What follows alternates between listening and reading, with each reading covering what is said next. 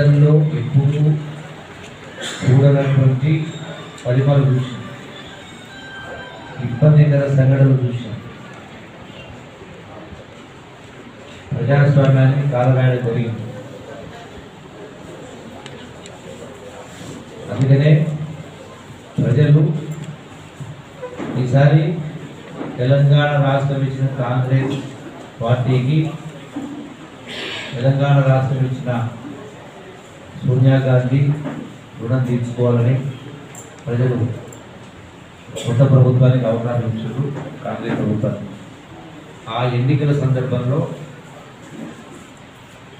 గౌరవ ఆనాటి యూపీఏ అధ్యక్షురాలు సోనియా గాంధీ గారు, అలాగే రాహుల్ గాంధీ గారు, ఖర్గే గారు, ప్రియాంక గారు, రేవంత్ రెడ్డి గారు, పట్టి విక్రమ గారు అందరూ కూడా ఎన్నికల సందర్భంలో ఆనాడు కాంగ్రెస్ పార్టీ అయితే వాగ్దానం చేయడం జరిగిందో 6 గ్యారెంటీలు, వాటన్నింటినీ కూడా ఒక్కొక్కటిగా అమలు చేసే కార్యక్రమం జరుగుతాం. అట్లనే 7వ గ్యారెంటీ కూడా ప్రజాపాలన అనేది కూడా చేయడం జరిగింది. పూర్తి పారదర్శకంగా ఉండాలి, ఒక్కొక్కటిగా అమలు చేయడం జరుగుతాము. అయితే నేను అందరికీ సూచించాను, అధికారులకైనా ప్రజాప్రతినిధులకైనా నాయకులకైనా ఎవరికి చూస్తుంటే మనల్ని చూసి ప్రజలు శభాష్ అనిపించుకునే ప్రజలు ఉండాలి. పరిపాలన ఇట్లా ఉండాలి అనేటువంటి సందేశం పోవాల్సిన అవసరం ఉంది. దీనికి భిన్నంగా ఎవరు ప్రవర్తించినా కూడా అందరూ విజ్ఞప్తి చేస్తాం. మనమందరం సమాజంలో భాగం. మీరు వేరు, మేము వేరు కాదు.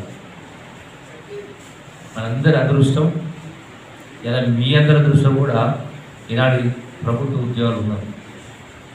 ఒక గొప్ప అవకాశం, తృప్తి అనేది ఉండాలి, సెల్ఫ్ సాటిస్ఫాక్షన్.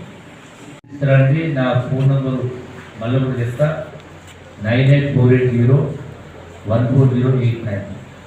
మళ్ళీ రిపీట్ చేసి కావాలి, రాసుకోండి. 9848014089. మెసేజ్ పెట్టండి. మీరు ఫోన్ చేస్తే ఫోన్ మాట్లాడలేము, 100 ఫోన్ మేము అటెండ్ కాలేము. మెసేజ్ పెట్టండి, అది రహస్యంగా ఉంటుంది. ఎవరైనా అడిగితే మీరు దరఖాస్తు చేయండి. మీకు ₹1 ఖర్చు కాకుండా ఇప్పించే బాధ్యత రాదు.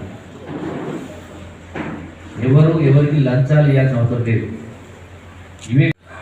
ఈ విషయంలో నేను ఖచ్చితంగా నిక్కచ్చిగా ఉంటాను, చెప్తాను. స్పష్టంగా పరిపాలన మార్పు వచ్చింది, ప్రజాపాలన అంటే ఇక్కడ ఉండాలనే పద్ధతి ఉంటారు.